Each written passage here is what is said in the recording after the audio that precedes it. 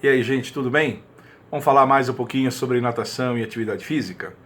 Hoje, de uma certa forma, eu gostaria de dar continuidade ao assunto mergulhos de cabeça, porque hoje nós vamos falar sobre as saídas esportivas de natação, né?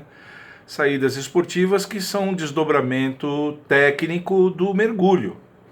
Então a primeira coisa a ser dita é que hoje o assunto é muito vasto, tem muitos detalhes. Hoje eu vou falar sobre as saídas referentes aos nados, às provas de nado livre, onde se usa basicamente o estilo crawl, né?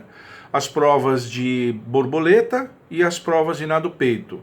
São aquelas provas em que o nadador sai de fora da piscina. Nós vamos tratar especificamente disso.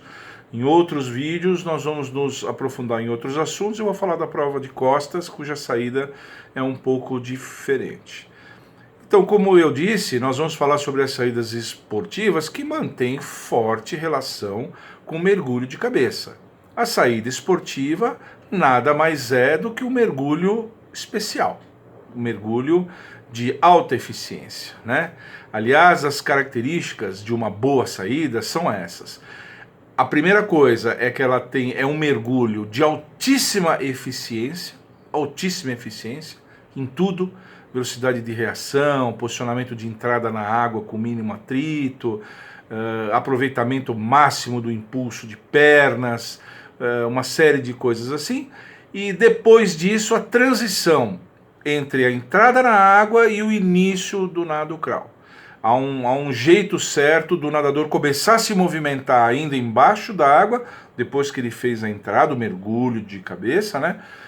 Para começar a fazer o nado propriamente dito. Então a saída, no fundo, na sua essência, é isso. É um mergulho de cabeça com alta eficiência, conjugado com uma fase de transição para o nado. É isso. Bem, para falar de saída, a gente tem que começar a falar do bloco de saída. Vocês já devem ter visto, nas competições o nadador ele não salta da borda, ele salta de um bloco. Curioso, né? Quando eu falei sobre mergulho de cabeça, eu falei que quando a gente ensina, o centro de gravidade começa bem baixinho, sentado na borda, depois vai para o semi-ajoelhado, depois vai para o semi-agachado, depois vai para o em pé e agora tem o bloco.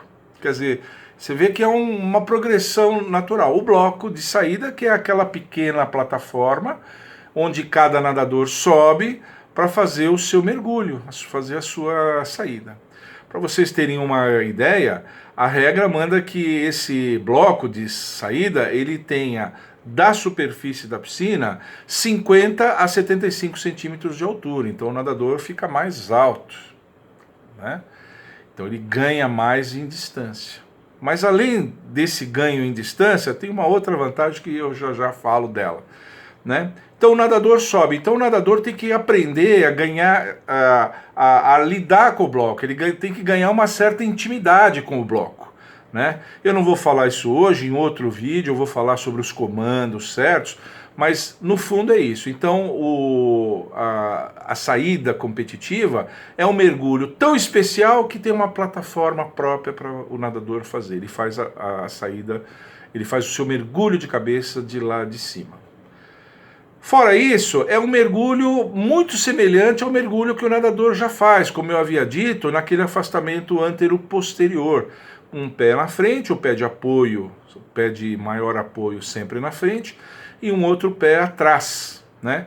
Esse pé de trás, a coisa de alguns anos atrás, os blocos ganharam até um certo anteparo, para que o pé de trás tenha um certo apoio inclinadinho. Eu vou usar mais uma vez os meus efeitos especiais, eu estou ficando craque em efeitos especiais, e eu vou mostrar para vocês uma foto da posição correta de saída de uma prova. Observem os nadadores prontos para a saída. Observe esse nadador na extrema direita, no bloco de número 3, o seu pé de apoio à frente, naquela posição passarinho no galho. Os outros nadadores todos com as mãos agarradas ao bloco e os pés de trás apoiados naquele anteparo que eu falei para vocês. Depois disso, a única coisa que vem é o sinal eletrônico autorizando todos os nadadores a entrar na água. Deu sinal eletrônico, eles entram na água o mais rapidamente possível. Houve época que os nadadores faziam movimentos de braço, falava-se de projeção do corpo no ar, voo, fase de voo. Acabou isso tudo. Acabou isso tudo. Agora, o nadador dessa posição da foto, sinal eletrônico, ele entra na água o quanto antes para começar aquela fase de transição. Incrível, né? Antigamente o conceito era que quanto mais longa fosse a fase de voo, melhor. Não, não. A água é um fluido mais denso que o ar, ele entrando na água, ele consegue fazer uma fase de transição mais eficiente, ele consegue imprimir mais velocidade no corpo dentro da água. Curioso como a ciência muda os seus paradigmas, né? Os pesquisadores vão pesquisando, vão fazendo os seus estudos e os conceitos mudam e as posições mudam. Então esta é a saída que o nadador fez a partir dessa foto. Essas são as saídas que os nadadores fazem. A transição depende de cada nado. Depois que o nadador entra na água, os nados borboleta e o nado livre, as provas de nado livre, onde o nadador usa o nado crawl, o nadador essencialmente usa as golfinhadas, aquele movimento de ondulação. Esse movimento, a regra limita em 15 metros.